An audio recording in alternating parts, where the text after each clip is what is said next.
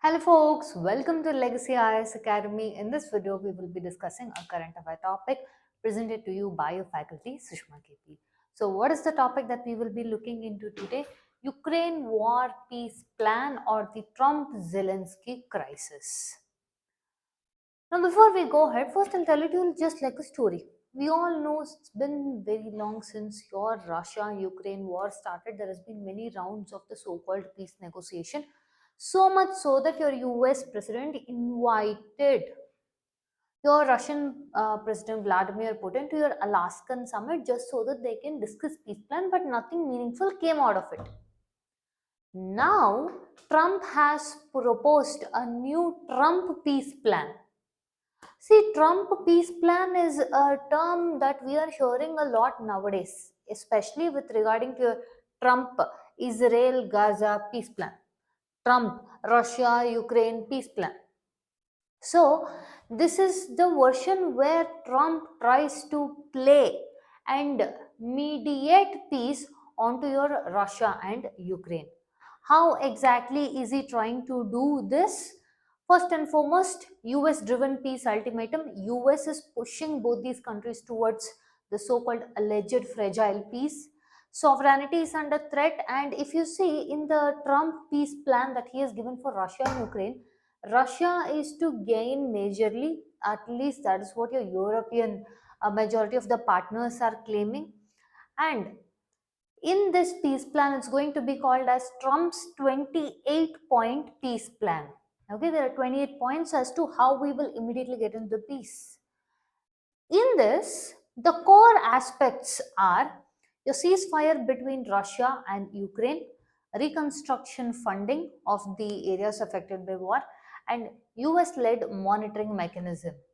Understanding what are the conditions that are imposed on Ukraine for this peace? Ukraine will cede some territories which are occupied by Russia. Ukraine will not be given any NATO membership, and also Ukraine has to reduce its military strength and also conduct election within 100 days. Now, if you see the pressure deadline, when US President Donald Trump was communicating with a news channel, he has said that now the ball lies in the court of your Zelensky. He has to accept the deal. Otherwise, he has to continue fighting it. So, which means what we can infer from your US President's statement is that there is very less or little choice for your Zelensky than to accept this peace plan. And at the same point of time, initially what started as we are going to support in the peace plan has become you have to do this in the peace plan. The support has converted into coercion, and also there is a very limited negotiation space. For this, Zelensky has warned that this is one of the most difficult moments in history faced by Ukraine, where the dilemma that is faced is two things: either accept loss of territory, that is accept losing dignity, or lose a key ally. Understanding? So, this is what Zelensky is claiming.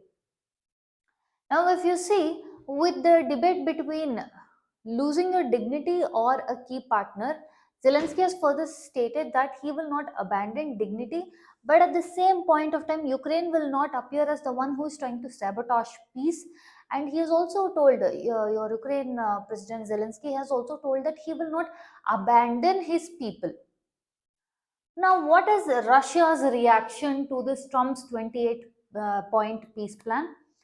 Russia has held that okay, we are ready to accept to this proposal and we are ready to show flexibility in trying to commit towards peace, like as we agreed in your Alaskan summit, but we have not discussed the full details of the peace plan with US.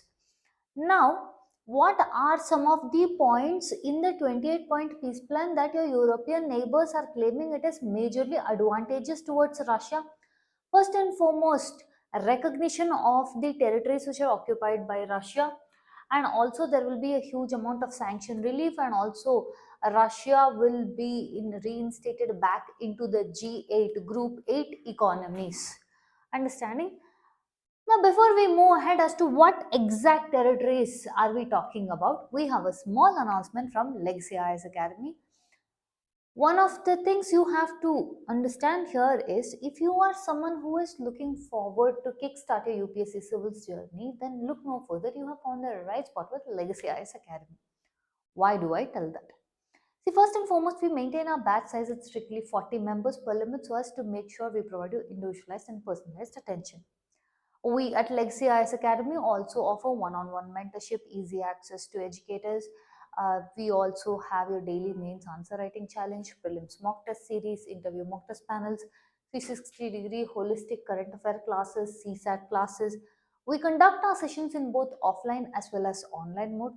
For those of you who are working professional students, you can avail our weekend courses. Now, if you want to see how the classes are for yourself, you can schedule a demo class either in the online or offline. For more information, check out Legacy IS Academy website or contact the number given. Now, coming back to what exactly are the territorial changes that are proposed in the Trump 28-point peace plan? That is, USA is telling Ukraine that it has to cede some of the territories that has been occupied by Russia, and everyone including USA has to recognize these territory as officially belonging to Russia. Now what are those places? First is Crimea. Crimea is to be recognized as the de facto Russian. It belongs to full-fledged sovereignty of Russia, and this was a huge red line for Ukraine. Next is your Luhansk and Donetsk region. Now, when I'm telling Luhansk and Donetsk region, as of now, your Ukrainian forces are in the eastern Donetsk. Now, if this is to happen, then your Ukrainian forces have to withdraw from eastern Donetsk region. Second thing is, as of now, Ukrainian military is at 8 lakh. Now they want to reduce it to 6 lakhs. And at the same point of time, they will have to give an assurance that Ukraine will not be joining NATO. Understanding? So, these are very important things which are a part of the, let's say, 28-point peace plan. Look at this.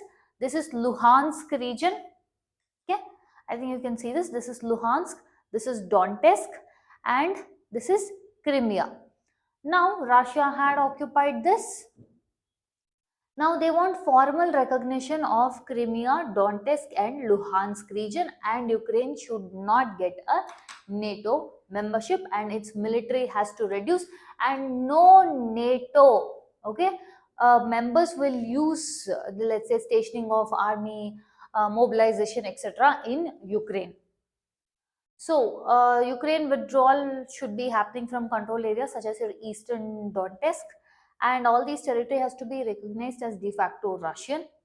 And also, as of now, there are 6 lakh personnel, that is 8 lakh personnel, it has to be capped at 6 lakh, and no NATO troops should be ever there on your Ukrainian soil. And election has to be conducted within 100 days, which will become very difficult to do so in the present climate.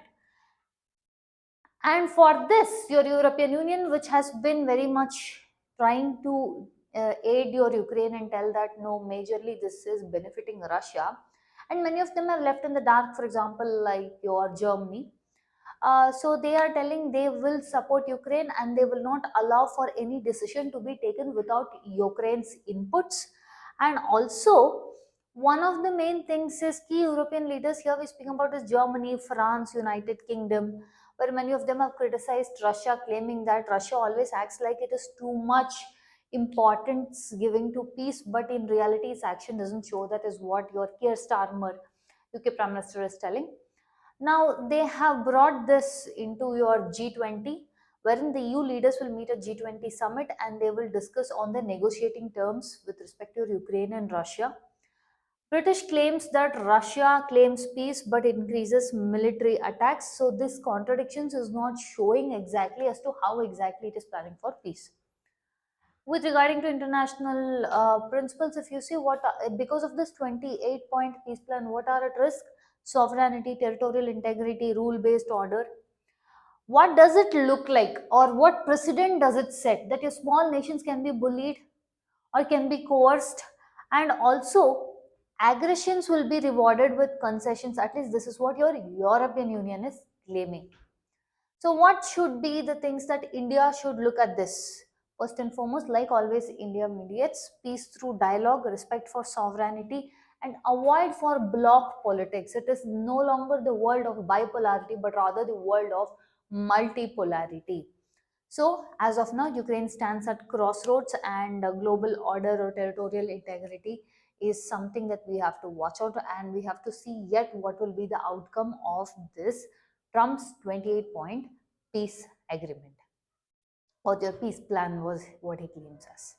Okay, with this, we come to the end of the content. If you like our content, subscribe to our channel, hit the like button, share it along with your friends. Thank you.